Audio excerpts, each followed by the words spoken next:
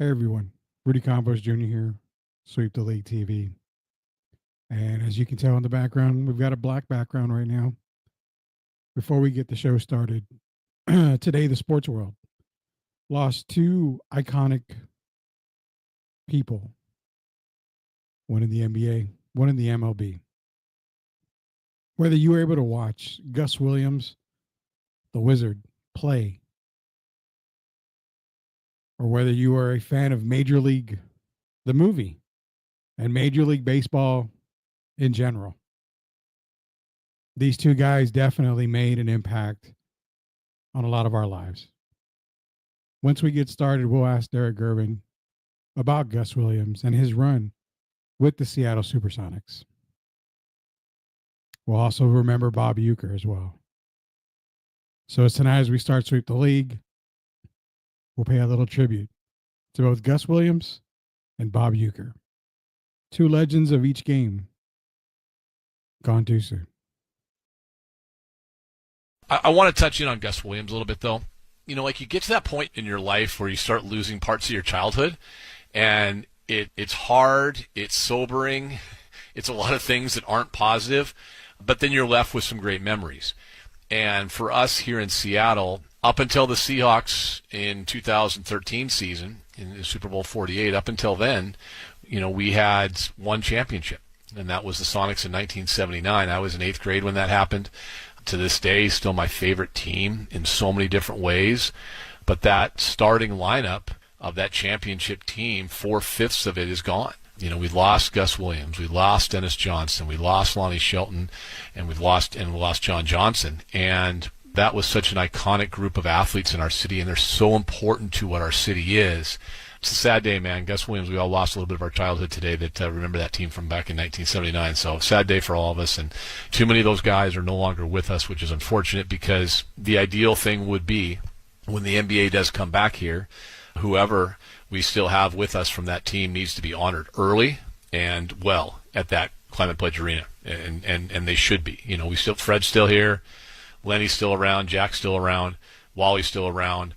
But we need to honor that team because that team was special and should always hold a really, really special place in all of our hearts here in Seattle as well. So rest in peace, Wizard. Rest in peace, man. We all miss you and we miss watching you play. You don't get a nickname like Mr. Baseball for no reason. To be an ambassador for an entire team, an entire city, an entire sport, that takes something special. With his wit, his charm, his unwavering love for this game, Bob Uecker had it all. With an uncanny ability behind the mic, Bob could single-handedly make a moment special, no matter what was happening on the field. Brewers baseball was can't-miss radio with Ueck on the call. He's got it with a diving catch! Get out of here and go!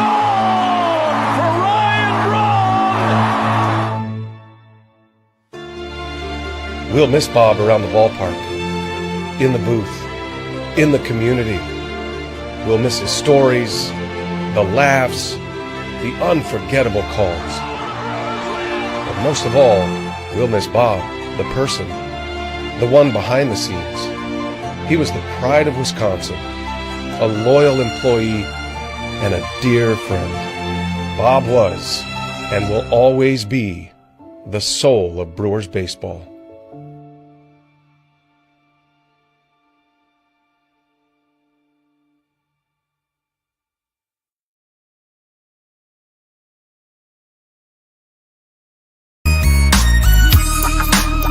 Hey, this is George Iceman Gervin, and you're listening to Sweet the League Radio.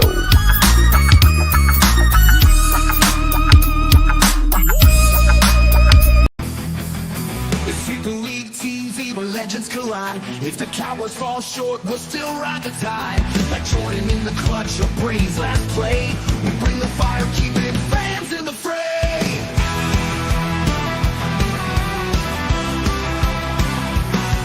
Coach Gio and Rudy calling the shots, with Derek Gervin straight Hall of Fame thoughts.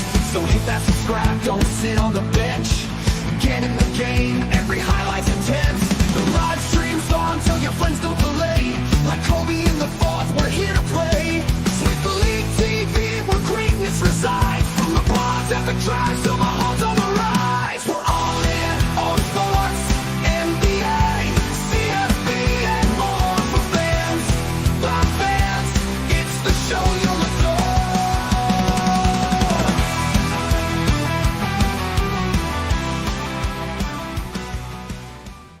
All right, guys, welcome to the Throwback Thursday edition of Sweep the League. Throwback Thursday. Why? Because we get into our element here. We're talking just straight NBA tonight. We're going to talk about most athletic point guards. And on X, I tagged one of the best point guards in Mark Price. Athletic wise, I mean, not super Baron Davis athletic, but one of the smartest point guards out there.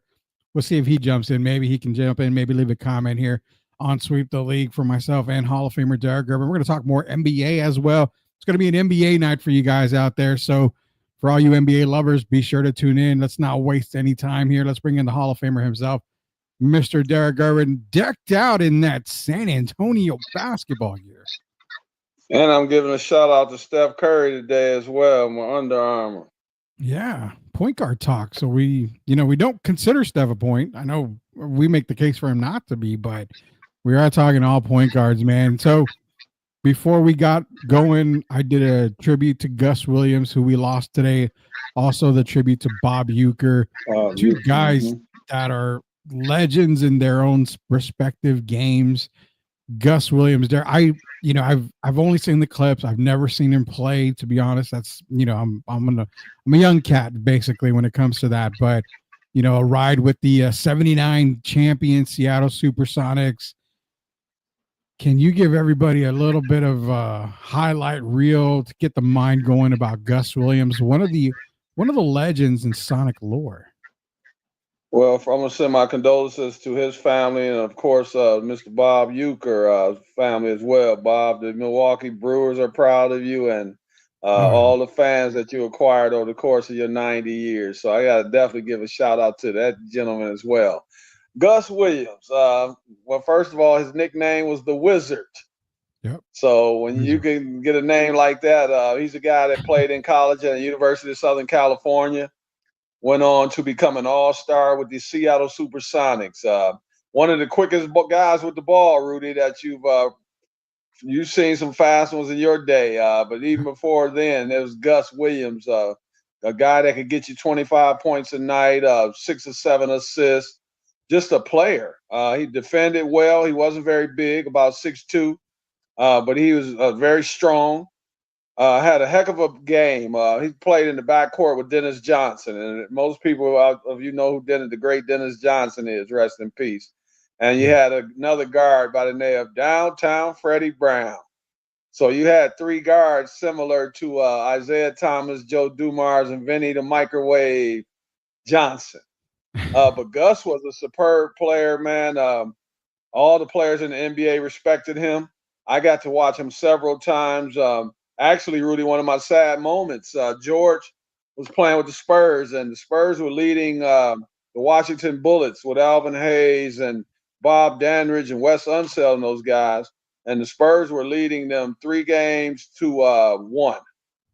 And so me and my sister, my mom, my sister, myself, had already packed our bags, waiting for that last game. They could win that 4th game so we could head to Seattle. And so they end up, George and them blew game 5. And then, we get a little nervous, but we still had faith. And then they blow game 6. And so what happens, they go to game 7 in Washington. The game goes down to the end. Bobby Dandridge hits a big shot from the wing. The Spurs go on the other end. I was still upset. I love Larry Keenan, but George had 42 points that night. So the Spurs need a basket. Larry Keenan takes the last shot. He misses the shot. We lose the game. So instead of us, we had to unpack our bags. So instead of us heading to Seattle, the Washington Bullets headed to Seattle in our place.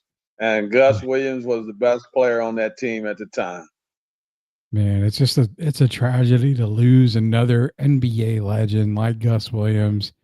Gone, too soon, man. It's kind of weird.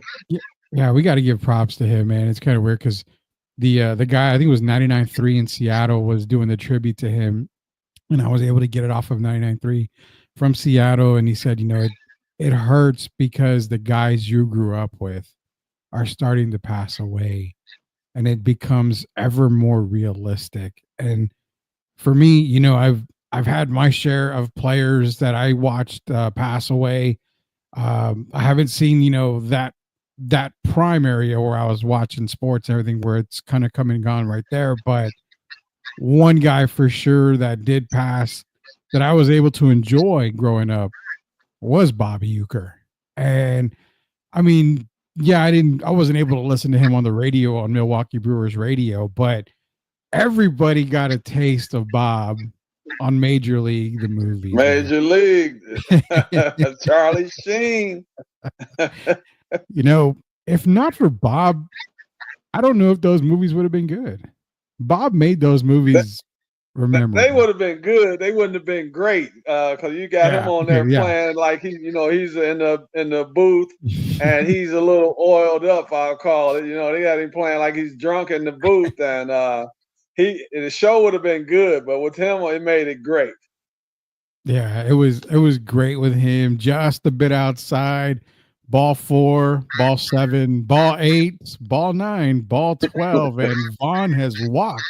The bases loaded. That is Bob Euchre, man. Legend gone at Rudy, 90 years old. Man. You can't think of a funnier guy. I can't. That had that role, and to come back from a baseball background, the Milwaukee Brewers and all that, and then to go into doing not being an announcer and all that in the booth, and then to go become an actor like that. And the guy was just fantastic, man. He's one of the funnier guys. Just a heck of a man. Not overall, on a serious note, a very good man, and he will be missed. And I was sad today when I heard the news because I heard both of them not long after each other. I heard about Gus Williams, and then I heard about Bob Euchre. So yeah, I was sad. It's been a sad day for me today, but he lived 90 years, so that's the positive part. 90 years on this earth. I can guarantee you Bob was probably smiling the entire way, no matter what. Just a real down-to-earth guy. A guy that, I've never had a chance to meet him, but if I ever did, just knowing how he would be joking around and just loving life, man. Bob Euchre, Gus Williams, both gone today. The sports world, mourning the loss of both of those guys. Hall of Famer Derek Gervin, Rudy Campos Jr. It's NBA night. It's Throwback Thursday, Derek. We're talking NBA tonight. No NFL, no CFP. We're going to give that a break because the fans are wanting basketball talk. And we're going to get right into it. Not about point guards yet. Tim wants to know, apparently you have an A-Train story that you were supposed to tell us. I can't remember which one it was, but it seems like you do. Give us the A-Train story.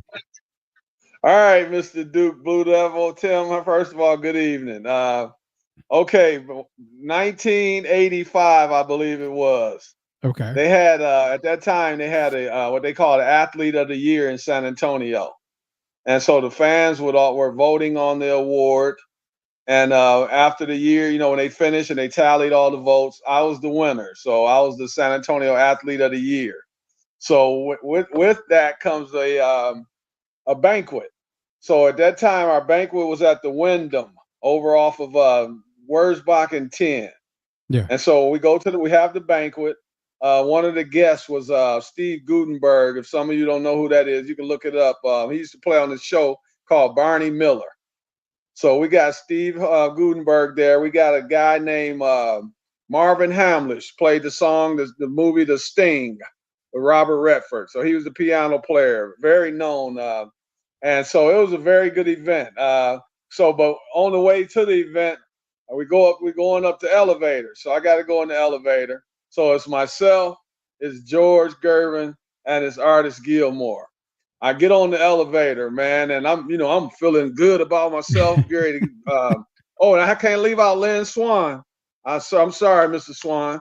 Lynn Swan was also at the banquet, one of the guests. So we get in the elevator. I'm on my way up the stairs into the elevator so we can go up. And I shake hands with Artis Gilmore. Man, Rudy, have you ever taken your hand and just squeeze an egg? What's something you name? What's those like things that you can scratch? They like fake eggs, and you can squeeze them, and you hear them crack. Oh, they look like eggs. They are eggs, but they don't have anything inside of them. So you squeeze and you break them. Yeah. Yeah, so you break them and you hear them crack, right? Yeah. So when artist grabs my hand, man, I swear, I was just glad he was a friend. That man swallowed my hand up, man. He squoze my hand. I almost went down to my knees, man. And artist is a comedian. For you guys that don't know, him and Alvin Robertson used to wrestle when they were with the Spurs. So he Really? likes having fun. He's got a comedic side to him. And when he squoze my hand, Rudy, I really wanted to almost cry. But of course, I had to kind of play it off and act like, I'm a big boy. I'm like 21 at the time. And I've never in my life, from that day forward, every time I shake someone's hand, I make sure I give them a strong handshake and I prepare myself so they don't try that Artist Gilmore move on me again. And it's stuck with me for 40 years now. Thank you, Artist. You taught me something in life.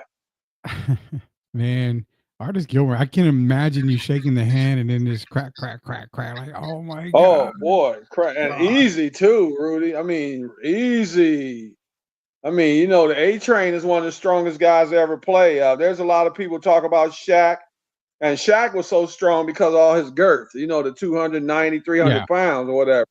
But then Yeah. you have guys with just natural men's strength, and Artist Gilmore is one of those guys, just natural man's strength. And yeah, he did a job on my hand. I'm telling you, I'm glad I didn't have a game that night. Oh my God. There's your A Train story there, Tim. You definitely thank Derek for that A Train story. So what we were going to talk about first was point guards. You gave me a call earlier. You said, hey, who's the most athletic point guard? You named a couple. And my first thing was I didn't go off of Ja. I mean, we know how athletic Ja is. I was going old school. So mentioning, guys like Baron Davis, you mentioned Penny Hardaway, Derrick Rose, minus the injuries. Derrick Rose is very, very explosive, very athletic. Russell Westbrook. Now, Russ is a very athletic athlete.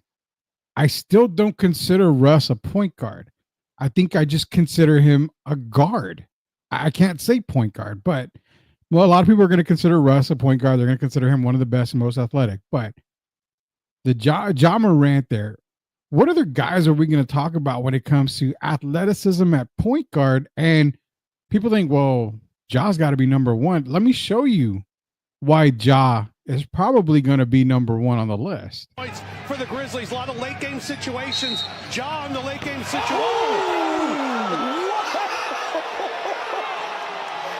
That won't count, but we love it. My goodness. Ja talking about late game situations, said those possessions, we got to value the possessions more. We got to have more possessions. We got to limit offensive boards. We got to execute correctly. Ja's got 17 points the last two fourth quarters. And yeah, so bringing it back, the athleticism that Ja Morant has, and a lot of people say that wasn't a dunk.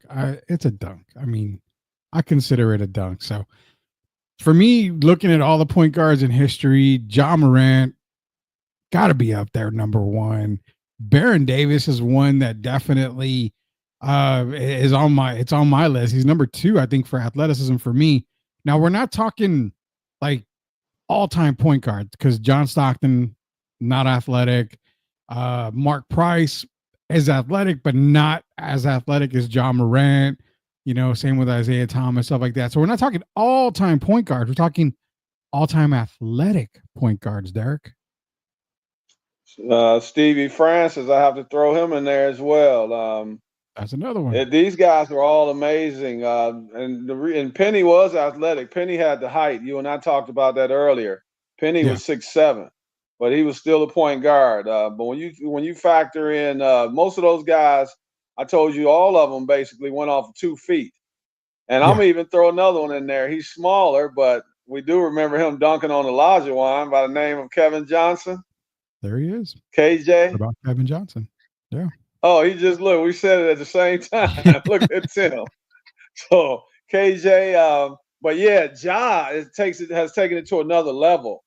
Not even that dunk he did on Victor. We've seen him make like 3 or 4 plays this year. where he's cocked the ball back. And a couple times he's turned around and did a 180 or whatever and laid it up with the left hand. And I mean, the guy is amazing, man. When I see him go to the basket, I bet you Victor counts that as a dunk, even though the whistle blew first. I bet you Victor counts that as a dunk. If we don't count that as a dunk, that means we have to take away the Dwight Howard dunk in the All-Star in the dunk contest. We have to take away about 10 Blake Griffin's dunks. So when you're over the rim like that and you're throwing it in, that means you're over the rim and you're throwing the ball down. So for me, that's a dunk. And so, I would say of all those guys we named, man, just spectacular. We kind of saw it in college. I think he went to Murray State or something. But we saw some flashes in college. But once he got to the pros, when he's healthy, man, he's a beast. And you know what one name I didn't mention, we left out Derrick Rose. Yeah, it's the MVP. Derrick Rose. Okay, so Derrick Rose. And then, but I still have to put Ja at the top of the list, man. Some of the stuff he's done has been absolutely spectacular. Yeah, we got some comments in here. Now, Tim has been commenting. Appreciate Tim. Sith is in here, the Doctor of Style. Sith is in here. Shout out to Sith. And Down for the Count, because him and Brandon Medina are going to be doing Down for the Count Wrestling. And also, Sith is joining me on STL 316 Wrestling from time to time. Mario Cavazos, appreciate you being in here as well. Now, again, he mentions Allen Iverson. Tim was mentioning Allen Iverson. Mario's also talking about Isaiah Thomas. So what we were talking about, Mario, was not necessarily the best point guards. Isaiah Thomas would be up in the best point guard. We're talking the most athletic point guards. Now, Isaiah was athletic, but he wasn't no John Morant. He wasn't a Baron Davis. Wasn't, the dunking type of guy or nothing like that.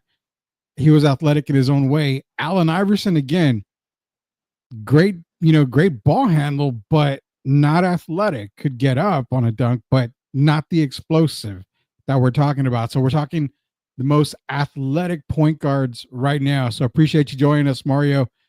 Be sure to drop those comments in there. Tim says he spent 2 years at Murray State. Jeff Garcia, Locked On Spurs. Wish me luck tomorrow, dudes, hosting the San Antonio Winter Comic Con. Comic-Con is this weekend. So Comic-Con is this weekend at the Henry B. Convention Center. Jeff's going to be out there. He's going to be hosting it as well. So if you're out there, say hi to Jeff. I don't know. Maybe I could try to get Derek a ticket if he's not too busy. Yeah, I'm going to say I'm jealous, man. Another Comic-Con. Hell, Jeff, I got my interview skills down, man, just for Comic-Con. There you go. We had him at the last Comic-Con. Maybe Jeff can get you a ticket too. We'll see if he can get you a ticket. Then maybe we can head out there and maybe do a little more interviews, man. So I appreciate you, Jeff. Good luck on that tomorrow. Isaiah Thomas, who played at the Washington Huskies. No, Tim, we're not talking about that Isaiah Thomas. We're talking about Well, he's going by the correct spelling, though. That spelling is the Isaiah Thomas that played Washington State. The other Isaiah is just ISIAH, the Isaiah from Detroit Pistons. Yeah, it's the spelling, right, that everyone gets everybody mixed up on. Louis from La Cocina Taco Truck. Shout out to Louis, man. D Rose is definitely one of the most athletic point guards. If not for injury, where does D Rose fall, Derek? I would have Derek up there. That's tough for me because between Russ, you got Baron Davis first of all, and you got Derrick Rose and Stevie Franchise. It's tough between those three. I put Ja above all of them because Ja, man, I mean, he might even throw it down on a 7-footer backwards. He starts off cocking it, and next thing you know, he turn around dunking it backwards, man. He's going by the rim. Ja is doing it like he's doing for fun. And the funniest thing is, if you remember, a month ago, he said he was going to stop dunking. Do you remember that? Yeah, I remember that. And ever since he said that, I don't even know why he said that, man. Maybe he was just trying to do some April Fools on people. He said he was going to stop dunking, and then you pull off stuff like this. Maybe we shouldn't call it a dunk. This is his other form of not dunking, but I'm just going to throw it in now. So, yeah, I got D Rose up there, but it would be more of a conversation between D Rose, Baron Davis, and Stevie Francis for me. But Ja, I got to put number one, man. I've seen too much already in a short period of time. So You're ranking them now. If I put you on the spot and said you have to rank them, now we know Jaws won, but where do the others fall in? Because If I if you have to figure, rank them, and we're going by a healthy Derrick Rose, I got Derrick Rose second. well, no, I'm talking. I Forget the healthiness part. I mean, we know Derek was unhealthy and he had some injuries. So let's add the health part because people say a healthy Derrick well, Rose would have been this and this. no, I'm still going by the year he was healthy. I have Derrick Rose second. I mean, because he's another one that was throwing it down to throw it down backwards on you. So I would have Ja first. I would have Derrick Rose second. I would have Baron Davis third. I would have Stevie Francis fourth. I got to put Penny in there. Penny's 6'7" or whatever. So I would have Penny 5, and I think I'm leaving out 1. But those would be my guys. But Ja definitely would be number 1 for me, and then Derrick Rose. Yeah, I mean, I know if we're gonna count injuries, and I would I probably left out put Kevin Johnson. My bad. I'm sorry. I left out KJ. So Kevin I would Johnson. have K. I'm gonna even put KJ over Penny because Penny's 6'7". So I hate to penalize you, Yeah, Penny, but I am. You'll get over it. You're coaching right now. You're doing well. So I think that's what I mentioned to you earlier. It's like, we can call Penny, but Penny's gonna be athletic. He's 6'7". I mean, we're talking athletic guys. Ja's nowhere near there. Baron Davis is nowhere near that. So, I mean, you kind of penalize Penny Hardaway right there. Jeff saying this PhD is level nerdiness. So basically, this Comic Con is straight anime, Derek. It's not. We're not going to get the Karate Kid stuff. We're not going to get all this other stuff. We're getting just straight anime here. So when you have to dive deep in the to Nerdville on this Comic Con isn't here. that stuff your daughter likes? My daughter is a huge anime fan, so Yeah. she wants to go I'm get just making autographs. sure I pay attention. Yeah, I'm just making sure I pay attention. Yeah. Prime D Rose versus Prime John Morant. Who wins? That's a good one. Dunk contest, Tim. Dunk contest. I have to take Ja. I'm telling you, man. I've seen Ja.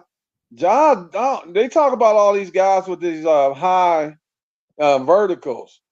So why is Ja not mentioned when they talking guys jumping 40 inches and all that stuff? I think Ja got up a little higher than Derrick Rose, and I think he has a little more creativity than Derrick Rose. So yeah, I would take Ja. I can't take any of those guys over Ja in the dunk contest. So not in a dunk contest, they 1-on-1. 1-on-1, now that's a different story. 1-on-1, I think Derrick Rose is too strong for Ja Morant. Yeah. So I would take Derrick Rose in a 1-on-1 contest. Derrick Rose has a quicker first step. Correct. And he's just so strong. Derrick Rose had a body like a Vinnie Johnson with athleticism. Ooh. So I think that would be too much for Ja. He'd be knocking Ja around on his way to the basket. I don't think Ja could even get in there and block his shot because I think D Rose will put that body on him first. And yeah, Derrick's is too strong for Ja. Yeah, we're talking to Hall of Famer Derek Gervin, UTSA Hall of Famer Rudy Campos Jr. Be sure to go to YouTube, search Shoot the League TV, hit that subscribe button if you haven't already. It's NBA Throwback Night. We're talking all NBA tonight. We're throwing it back very, very far as we can go here with Derek Gervin. Jeff saying, do we count the poster as a poster on Wemby? He shot put it in, not rim rattle. So earlier, Jeff, we said that's a dunk. You're above the rim. That's a dunk. What do the kids say? I'm going to mispronounce it. Hang it in the lavore. Hang that in the lavore, in my opinion. That's a classic dunk. How about this then? We'll call it a throwdown. I like that. He threw it down. Throw it down, big man. Throw it down. That's the way. The Bill Walton right there. Rest in peace, Bill Walton. Throw it down, big man. That was pretty good there, my sir.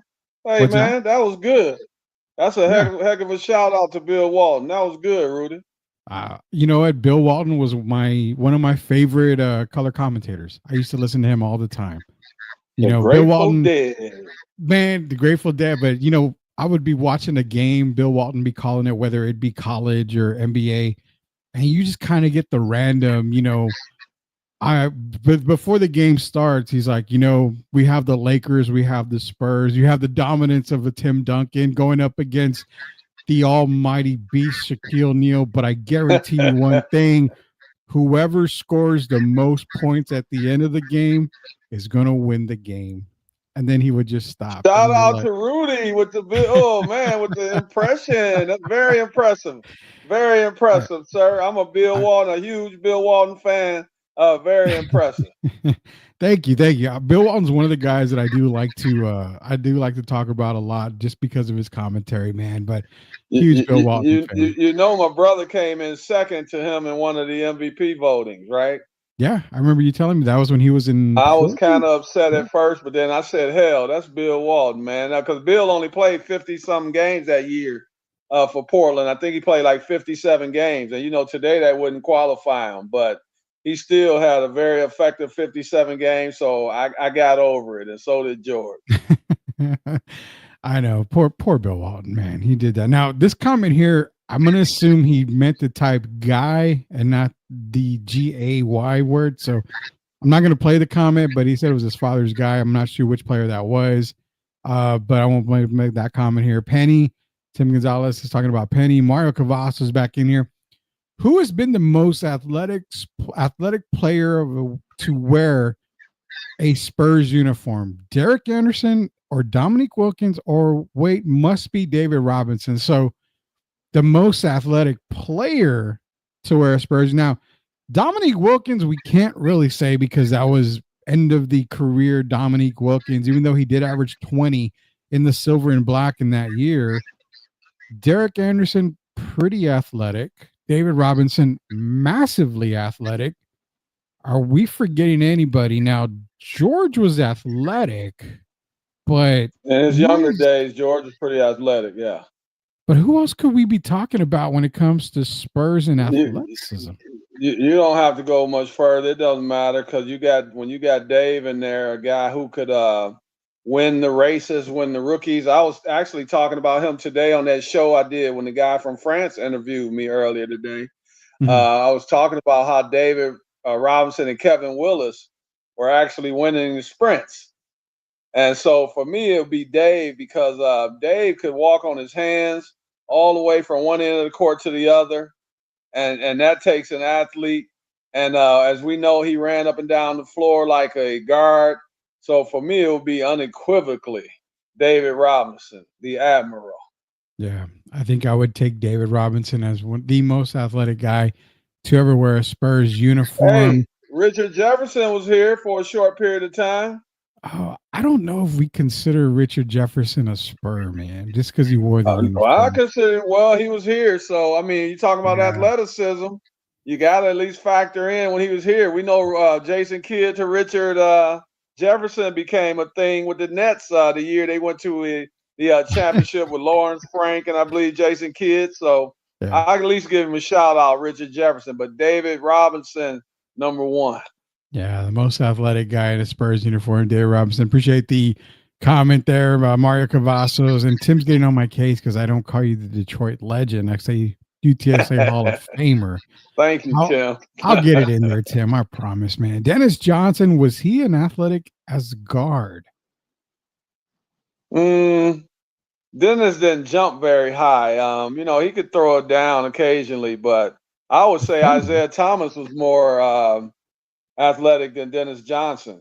Yeah. And I should have put Isaiah in there because Isaiah's not very big, but if you remember, Isaiah could throw it down as well. But DJ, I won't say more athletic. DJ was more like fundamentally sound type guy. He wasn't going to be doing the acrobatics and all that kind of thing. But, rest in peace, Dennis Johnson, because Dennis Johnson is one of the greatest guards, one of the greatest players to ever play in the NBA. Can I name an athletic guard to everybody out there? And I probably guarantee that they're going to be like, who? Let's go to the Rocky Mountain. Let's go to Denver. And a guy by the name of Robert Pack.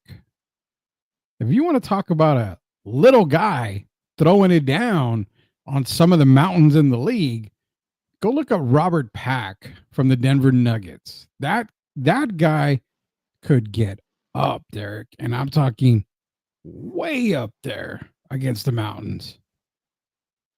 Right. If we just did like guards, I would start mentioning. I feel bad we haven't mentioned any Caucasian guys, so I'm gonna mention one. If we just talking guards, a guy Mhm. by the name from Kentucky by the name of Rex Chapman. Oh God, Rex Chapman. Yes.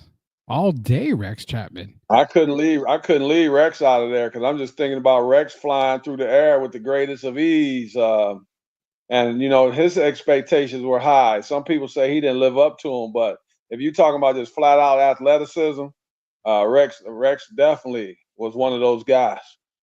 Golly, Rex Chapman, man, Rex was, and he even did he Hey, that's a did good he one, Rudy. Lonnie, that's a good one. Lonnie Walker? Yeah, Lonnie Lonnie, Walker's a good one. I that's a wouldn't good doubt one. that. I think Lonnie's playing over. Did Lonnie go overseas? I think Lonnie Yeah, went overseas to play. he did. Lonnie went overseas to Yeah, play ball. that's a good one there. That's a good one, Jeff. Yeah, Lonnie definitely belongs in there. Do you think he got the short end of the stick with the Spurs? Or was it just Honestly, if bad you timing? remember, if I remember, I told you I didn't think that they should have got rid of Lonnie. I like Lonnie, Yeah, you and did. Lonnie's a guy that doesn't cause any problems in the locker room. If you saw him, the Lakers appreciated him, and then they let him go, which I don't understand. But he had his breakout season with the Lakers, and then he goes to my old team, to the Nets, and we know how that usually goes with the Nets. We've already been through it with Ben Simmons, Harden, KD, Kyrie. But yeah, I think Lonnie got the bad end of the stick, and I really think he should be in the. I don't even think it. I know it. He should be in the league right now. I don't know why Boston didn't give him more of a chance when he went there last year. I think Lonnie definitely got the short end of the stick, and I think Lonnie Walker's an NBA player. Yeah, it's crazy because I mean, I wasn't a fan of Lonnie Walker, but when I looked at it, I thought, man, I think under different circumstances, he should have remained a Spur. I think he got the short end of the stick. It was just kind of bad timing. Coming in drafted right after the whole Kawhi Leonard thing went on with the Spurs. It was just kind of the transition part with Lonnie coming in. So yeah, he's playing overseas. He's going to come back. An NBA team's going to want him. He's doing really too good way over there overseas. So I expect Lonnie to come back. Robert Pack is a name he has not heard in a long time, according to Tim Gonzalez. JC checking in, Jens. What is up, JC? Special Leave T, man. Shout out to JC and Special Leave T, doing a great thing out there. Appreciate you, man. Mark Cavazos, Tracy McGrady for the minute he was in San Antonio. I mean, T Mac's an athletic guard, but athletic point guard, no, I can't put him in the point guard spot. And I haven't heard of Elliot Perry in a Oh long boy, time, Memphis, man. Elliot Perry, Memphis, He had the long left hand, socks on, left didn't he? hand. He wore the knee highs. Yeah, he wore the high. I wonder if he copied my brother. I don't know because George wore the high socks, and then some of the other guys. Oh, I know one guy that copied George for sure. Do you remember Walt Williams? Yeah, the Wizard. Now, not the Yeah, Gus Williams Wizard, but the Wizard yeah, Walt Williams. yeah. Walt Williams. Walt was about 6'6". He wore those high socks just because of George. And I wish I could ask Elliot Perry, did he do it as well? Because George wore, but the difference was they wore like 2 pair of socks. George wore like 7 or 8 pair of socks. Really? Yes, Holy cow! I didn't know that's that at probably all. why he didn't have many ankle injuries. That would make a lot of sense. Holy cow, that would make a ton of sense. Now, I didn't even stop to And think the about guy that. put on layers of socks. Unbelievable. People are like, Derek, you making that up? And I'm like, why would I make it up? He's my brother. I don't get anything out of it by lying to you. Yeah, he wore about 8 pair of socks, man. Oh my God, we're talking to Detroit legend. You happy, Tim? Detroit legend and UTSA Hall of Famer, co-host of Sweep the League. I'm the other co-host, Rudy Campos Jr. This is our show No, here, you're a Sweep the League legend as TV. well, man. Stop it. You're a legend in Oh my man, eyes. That's it. if I'm a legend in your eyes and I've made it in the world, that's it. I'm done. We're gonna call it a night. No, I'm just playing. We still got a lot of time here, man. Because talking about most athletic point guards, you've got the other guards that have come up. I mean, we're not talking top point guards because then we get into Magic, we get into Isaiah Thomas, we'll get into Mark Price, John Stockton. I mean, you go long and long and long. Oscar Robertson, Jason Kidd, Notice I haven't mentioned Steph Curry, but you've got Steve Nash, Chris Paul. I'm going to ask you a bold question before I take you into NBA unicorn talk here. Where does Steph rank if you put him in a point guard position? Let's cause controversy here. He doesn't rank very high for me if you put him in a point guard position, because the point guard's main job is to get everyone else involved. Yeah. And that's really, Steph was more of a guy that got everyone involved by his movement without the ball, so that he could put it, get himself in a position to score, and the other guys played off of that. As a pure point guard, I can't put him in there at all, because he only averages for his career 6 assists. And, I love Steph just like everyone else, but how many point guards you going to call elite when they average 6 assists? So I don't consider him. I told you I consider him as a shooting guard. As a point guard, I don't rank him very high. There's too many other guys out there that I will rank way over Steph Curry as a pure point guard. Yeah, it's hard. I mean, that's the thing. Everybody considers, all the kids these days, oh, Steph's the best point guard I've ever seen. It's not really a point guard, man. And, Draymond is more of a point guard for the Warriors than Steph. It's not a disrespect. And I think people feel like you can kind of say, well, it's disrespectful to Steph to not consider him point guard. No, it's not. I mean, the guy's an amazing athlete. He's changed the game. I mean, now, like Isaiah Thomas said on an interview, I believe it was with Steven Jackson and Matt Barnes.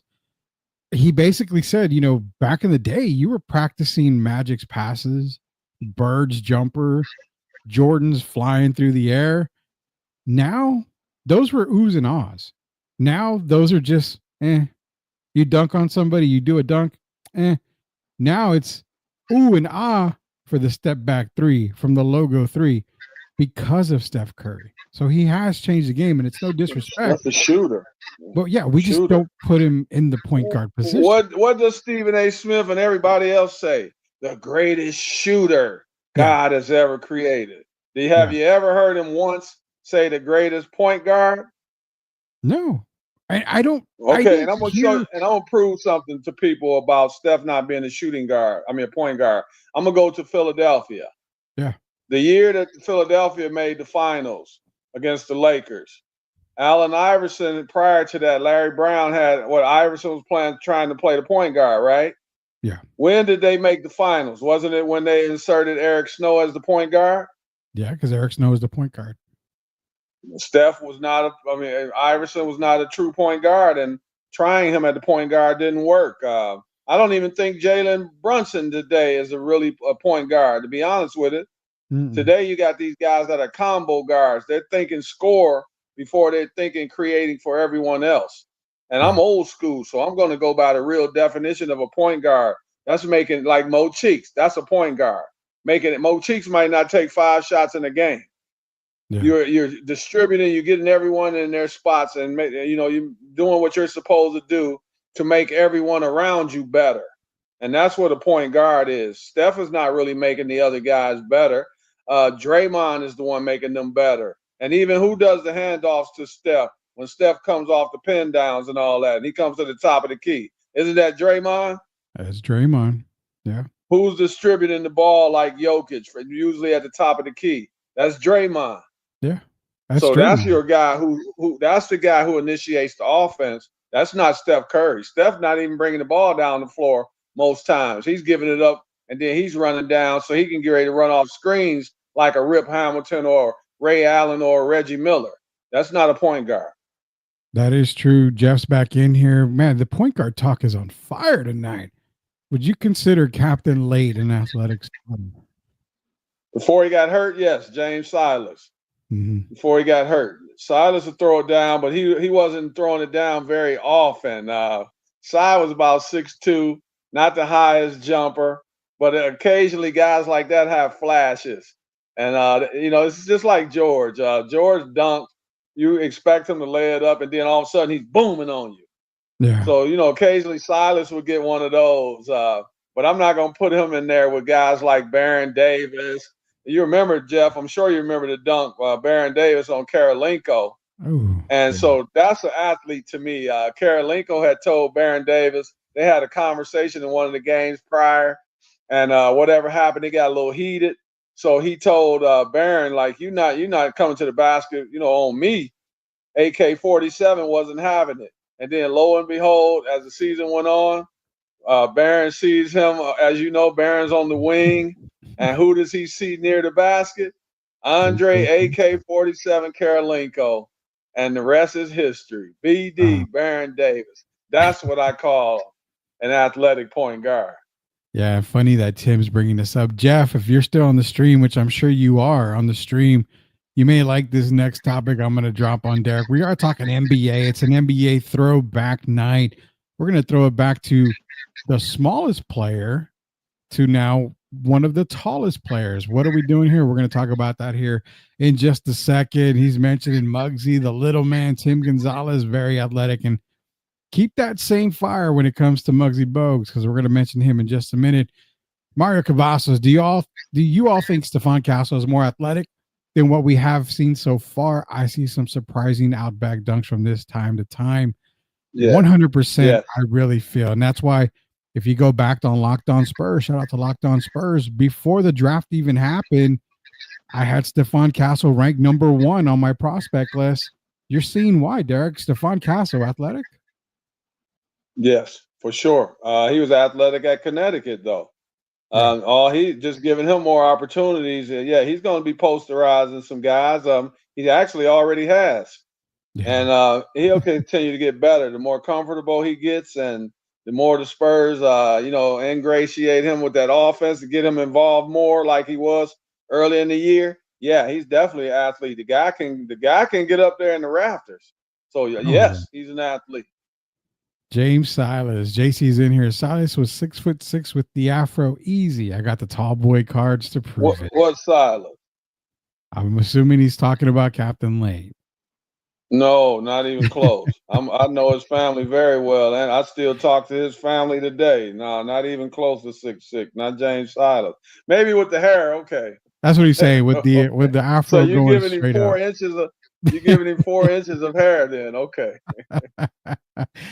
So we're talking point guards, and it's funny because one of the conversations that came up today on my stream was involving a point guard, and it's unicorn talk, Derek. Very interesting topic here. Let's play the clip. Who's the bigger unicorn, y'all? Muggsy Bogues or Victor Wembanyama? It's not Victor. It's Muggsy. Mars, we got a dude this big who's got the best assist to turnover ratio in NBA history. He played 15 years in the NBA at barely over 5 feet tall. The league is going to be the league is about to be a bunch of Wembies in like the next 10 to 15 years. I don't think in my lifetime I'm ever going to see Muggsy again.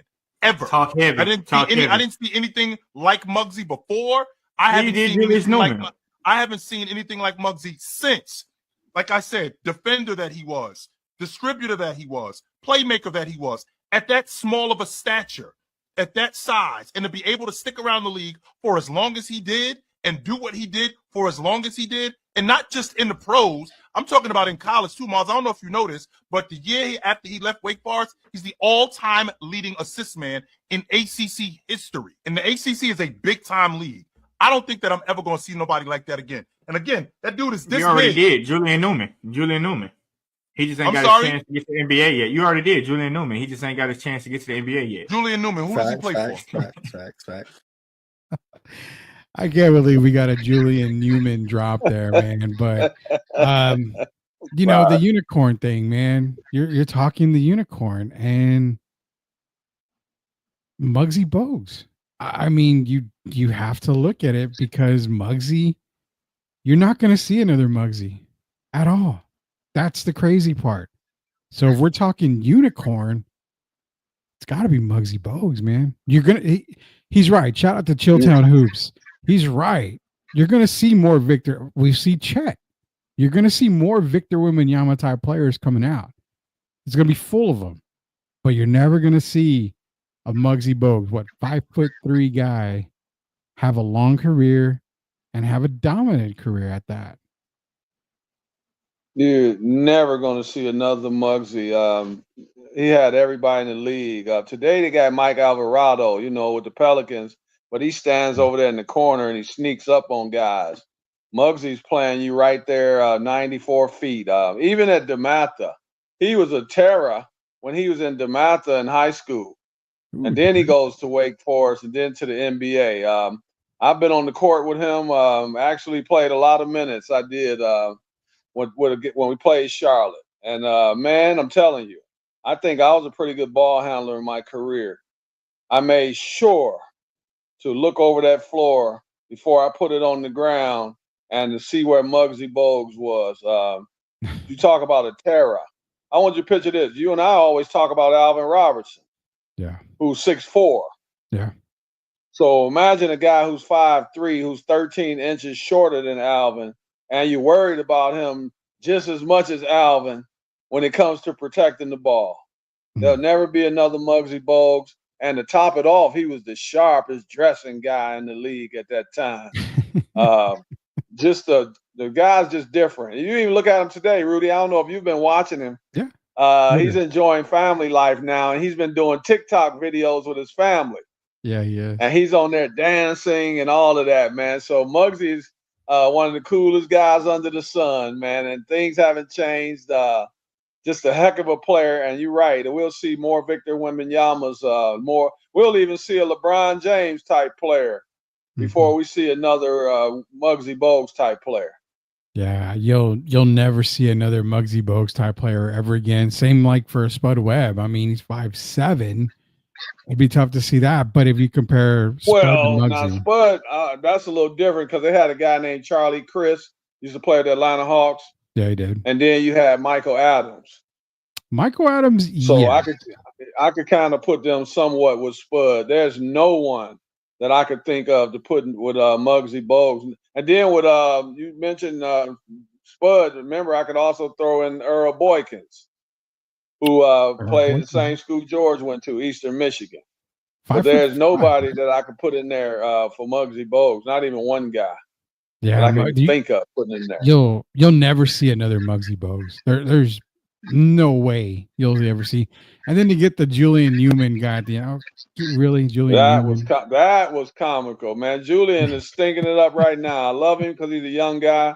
He's at some Bethesda college right now, and he's not even playing well there. He's hitting the side of the backboard and stuff like that. So that's a guy that was a little too arrogant for himself, and he hasn't had the career, even 1/10 of the career that some people projected for him. I don't know where they ever saw it, but he's at Bethesda College, and he's not playing so great.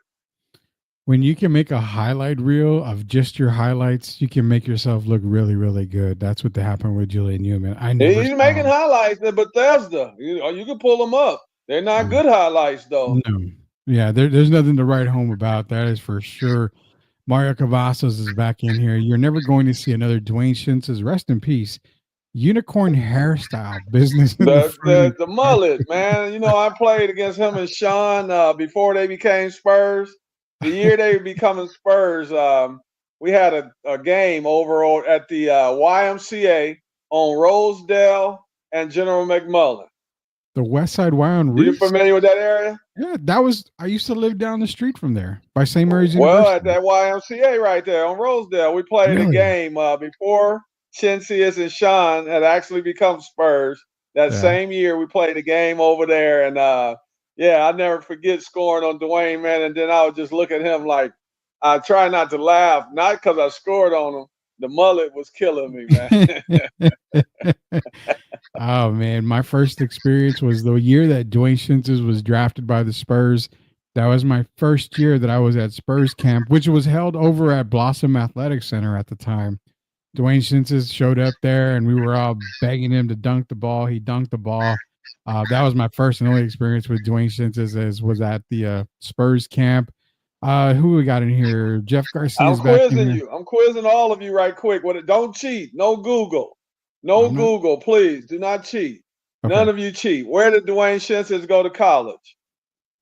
I know the answer, but I'm not going to say it. We'll drop it in the comments. These guys don't know. They really don't know. Somebody's going to Google. They don't know where he played in college. I can say it, but I'm not going to say it. And I'm not even. All right, go ahead, man. Tell everybody where Tim Tebow went. Where did Dwayne go? University of Florida, man. University Lockdown of Spurs Florida. got it.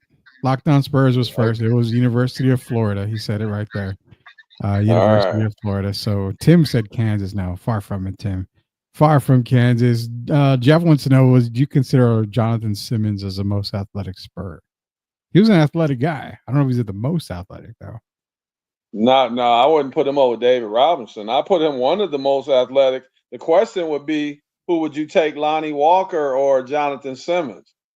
That would be the more of a question for me. But for most athletic, I got to take Dave, because Dave being a 7'1" guy and having the athleticism that he had with those guns, I call them, the muscles, and a guy that could outrun guards and could walk on his hands. I've actually seen him walk on his hands. And for me, that's as athletic as it gets. I'm going to ask an off-ball question with a David Robinson. Take out the 3-point shooting. Is Victor Wembanyama basically David Robinson? No, because David was even more physical than Victor. Victor, to me, reminds me more of Porzingis than he does of David Robinson. Yeah, it's a good comparison. That's a really good comparison right there. Had to ask you on that. And Mark Cavazos, Rosedale Park. Wow, I live down the road. Mario, where do you live? Because my childhood home, I grew up by St. Mary's University on Bradford down the street. So I lived in the General McMullen Bandera area, and I lived there for years. I mean, way too long. So that was my childhood home. I just moved from there recently. So about a couple of years back. So yeah, I don't know where Rosedale is going strong. Hey, don't they still have concerts? Because I know they've had Baby Bash there and several other nice concerts. Shout out to Rosedale Park. Yeah, shout out to Rosedale. It was every Sunday they had like a Tejano explosion or something there. Just about every Sunday you could go to Rosedale, have the lowrider shows. They had the Tejano shows where we would go. Our parents would be in the big pavilion. We'd be playing along the hill, playing on the playground, everything like that. Man, Rosedale Park, that's itself on its own. Johnson had more excitement dunks than Lonnie.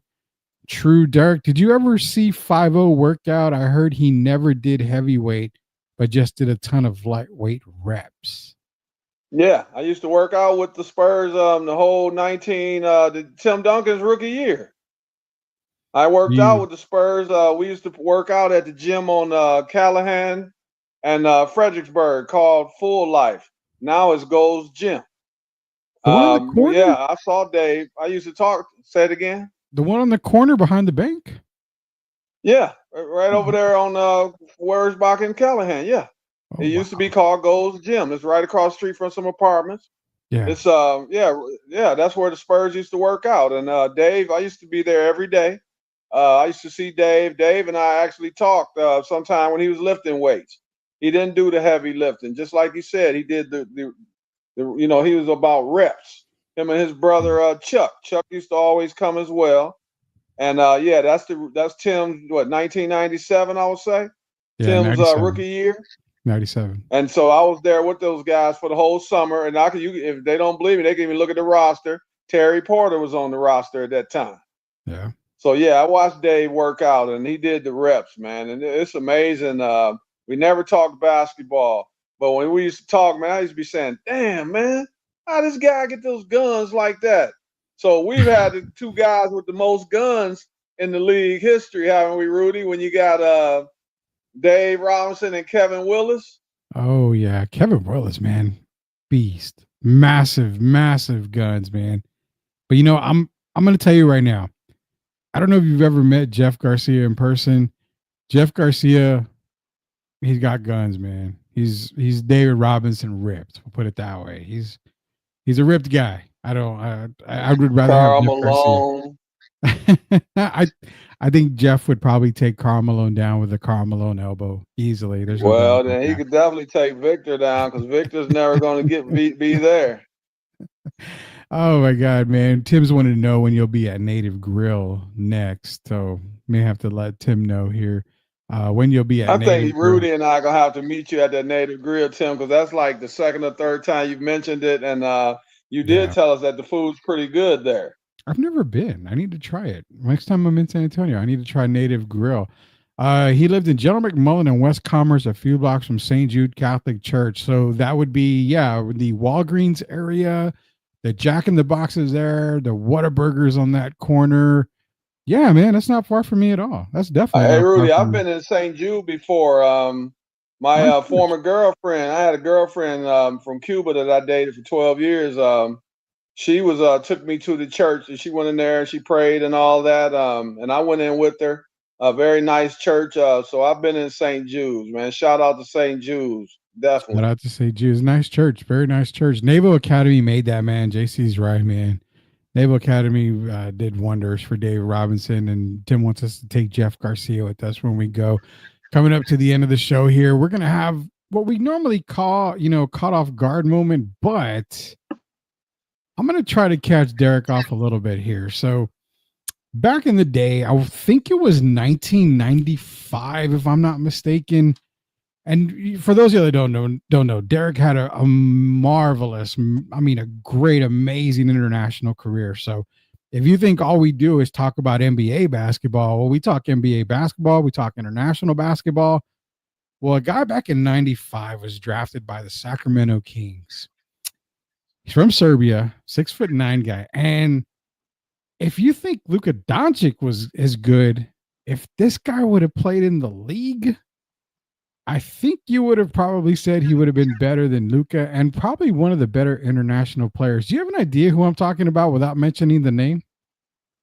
95. Drafted by the Kings, Wow. 1995, Drafted by 6'9". Sacramento, but didn't come to the league. 95. I would have been, where would I probably don't know, because at 95, I was over in Israel. And so I wasn't really paying as much attention as I usually was. I was trying to get acclimated to my second year over there. Things weren't going so great. Wow, my second year over there. No, tell me, for one of the few times I'm stumped. Well, let's see if we can stump Derek here. Here's the 95 draft pick. Best basketball players that never played in the NBA. Back in 1995, the Sacramento Kings drafted a 6'9" Serbian forward named Dejan Bodiroga with the 51st overall pick. With his elite ball handling, court vision, and scoring ability, many thought he could potentially be a sleeper pick to become an NBA star one day. But instead, his career turned out to be completely different. You see, instead of playing in the NBA immediately, Bodiroga stayed in Europe, where he dominated. In the EuroLeague, he won 3 championships, 2 with Panathinaikos and 1 with FC Barcelona, and was named Finals MVP twice. His stats were just as impressive. In the 2001-2 season, he averaged 20.5 points per game, and across multiple seasons, he consistently ranked among the league's top scorers, where elite players like Luka Doncic claimed it was harder to score. On the international stage, Bodiroga led Yugoslavia to 2 FIBA World Cup gold medals and 3 Eurobasket titles. But if Bodiroga was so good, why didn't he ever play in the NBA? Well, the thing is, at first, Bodiroga valued control over his career. He didn't want to be just another role player in the NBA. In Europe, he was a superstar, a leader who could dictate the game. In the US, he would have likely been a solid role player, who may or may not develop into something. And with civil unrest going on at Yugoslavia at the time, Bodiroga also thought it would be best to stay by his family. Dejan Bodiroga. So, Serbian guy. Second best wing guy to ever play out of Yugoslavia behind Drazen Petrovic. Yeah, behind Drazen Petrovic. And that's the thing, Bodiroga, I love what his mind thought was, because superstar international, megastar overseas, obviously. But that's the problem, is that in that time, we didn't get those great international players because they would never get an opportunity, man. And we missed out on a lot of players internationally that could have been not just the opportunity. They made it worth their while for them not to come to the NBA in a lot of situations. Yeah. So, and I'm gonna tell you, Bodiroga, man, you talk about a player. Oh boy, the guy, you saw how versatile he was. The film doesn't really do him justice. Yeah. He was tearing guys up, man. I'm telling you, he was whooping some butt. First, like they said in Greece, he was kicking butt. And then I was more familiar with him as his career was, going on. And then he went to Barcelona, FC Barcelona. And man, the guy, spectacular. His game, it's only 3 guys I can name over there. Okay, I'm talking about just wing guys. You got Drazen, you got Oscar Schmidt, and I'm gonna put Bodiroga in that same category. I even thought that he wasn't as tall, but I'm gonna be honest. I thought he had more of an arsenal than Tony Kukoc.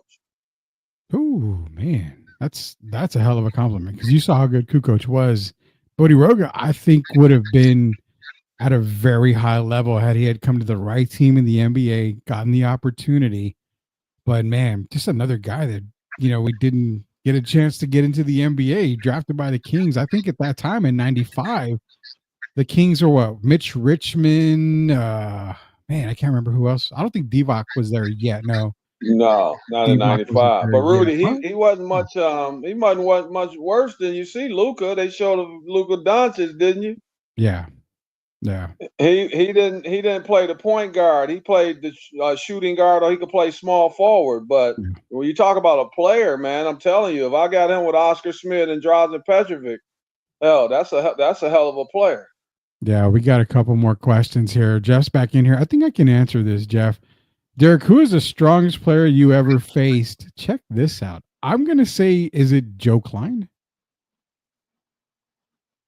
Man, that's a tough one because I'm trying to think. Carl was big, and I never got in there, and Carl and I weren't in there where I could feel how strong he really was.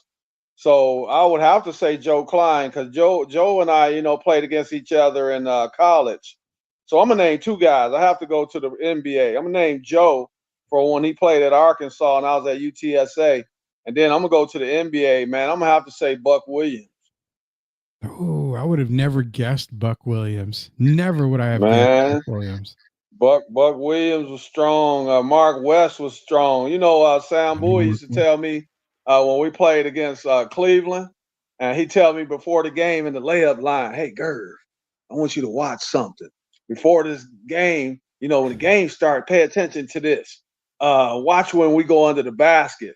Mark West is going to have me all the way on the basket support, and he's going to have his elbow in my neck. So, so Mark West, and then the game comes, and what happens? He's got Sam Bowie on the basket support. And yeah, man. So I would say for the NBA, it would be Buck Williams first. And then for college, definitely Joe Klein. Big Joe, big country fed guy, I call him. Yeah, Joe was real, very strong. For those that remember when we had Mario Ellie on the show talking to us here, friend of the show, Mario Ellie, he mentioned Joe Klein. The kiss of death was something that him and Joe Klein had together. I believe it was during the Houston Phoenix series, or I can't remember exactly. Yeah, Joe was at Phoenix. Yeah, so Joe was strong. I mean, certain guys you just don't mess with. But the killer was Joe was actually a really nice guy. Yeah. But there's certain guys you don't mess with. You don't even want to, get on his bad side. And Joe Klein was one of those kind of guys. Man, we got a couple more comments here before we end the show. Mark Cavazos, I would have liked for the Spurs to bring in 2011 second round pick Adam Hanga to play. I don't know if Hanga, great athletic player, but I just never felt he was ever ready to play in the NBA. I don't think he fit the Spurs style of play at that time. Yeah. Yeah, I don't think. And then he had too many guys he had to try to beat out as well. Oh, way too many. The Spurs were really big. They had their roster pretty much set in stone. I think Hanga was probably best to stay overseas.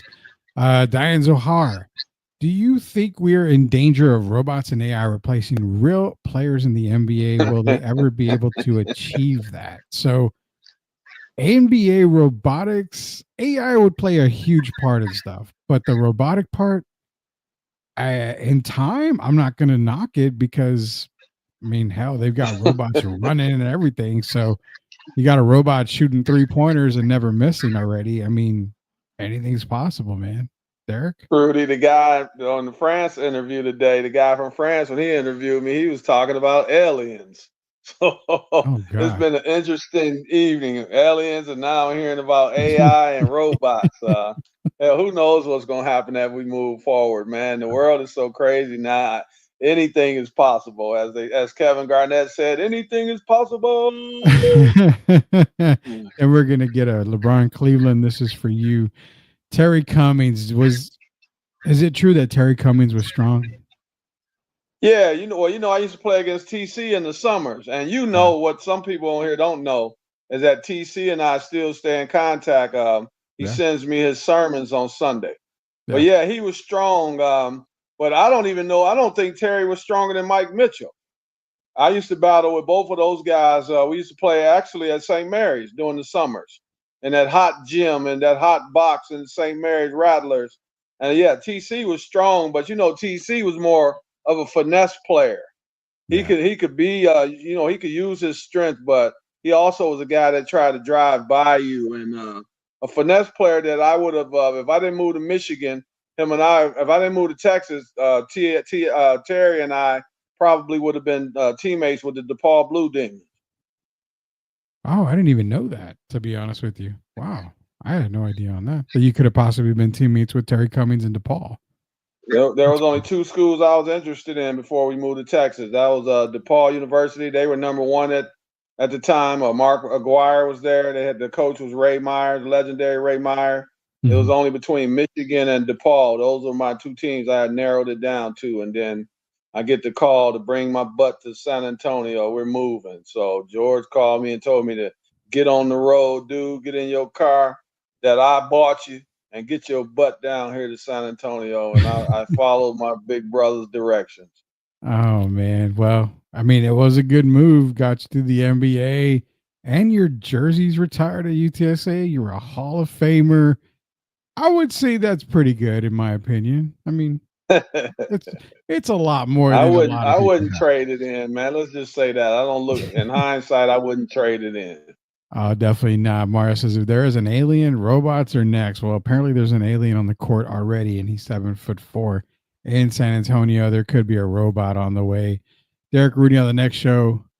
Yep, San Let's Antonio go. basketball. Derek Rudy on the next show. What think about a law that they're trying to pass that high school athletes do a transfer portal? I did hear about that. But Rudy, what we've been talking about. Yeah. The days of college. I just brought up AAU. Wasn't that yesterday? Yeah, when we talked about the death of traditional college sports was yesterday's And topic. now someone asked a question. Great question and great timing, Tim. Yeah. You want to answer? We can answer before we go. Man, what's going on today? High school transfer portal. Wow. Think what I think about it. I think we're in the times have changed, and I can't say it would be a great thing because right now I'm not too happy about what's going on in college with the transfer portal. You get unhappy, and then you move to another school, and you're taking somebody's spot that really wanted to be there. That's committed to being at that school. They just didn't go for the sports. They went for education as well. And they're getting beat out by guys that are moving around. And we talk about players now. We don't like players like LeBron moving to Miami. The people didn't like KD going to Golden State, but yet they don't have a problem with the transfer portal. So I'm kind of confused. It's kind of contradictory to me.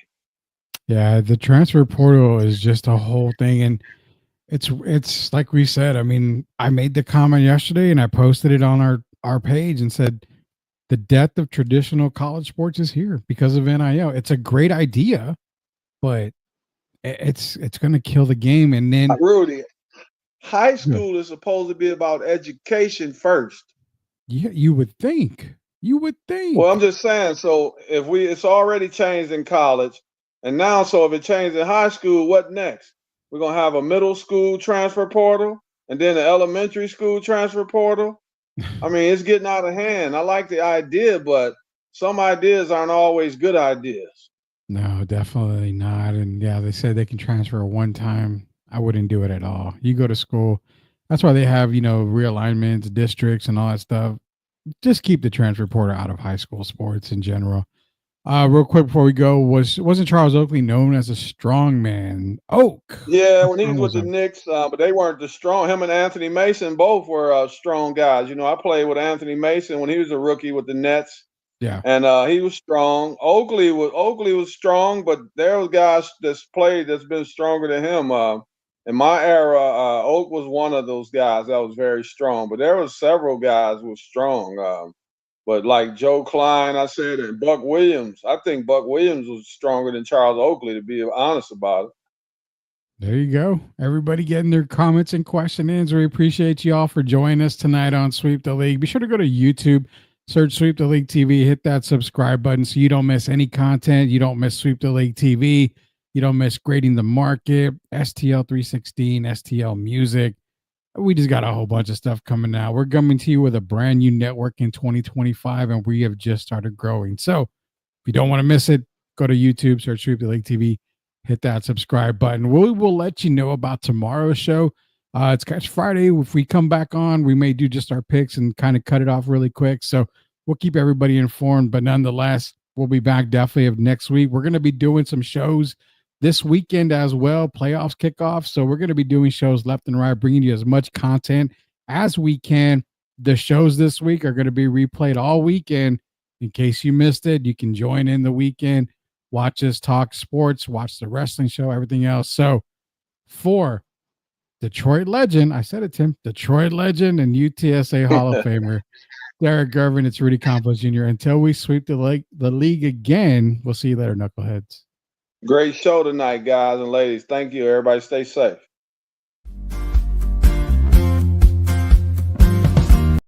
Are you looking for a contracting company that gets the job done right the first time? Look no further than MCS General Contracting. MCS specializes in top quality concrete work, including patios, driveways, foundations, and swimming pools.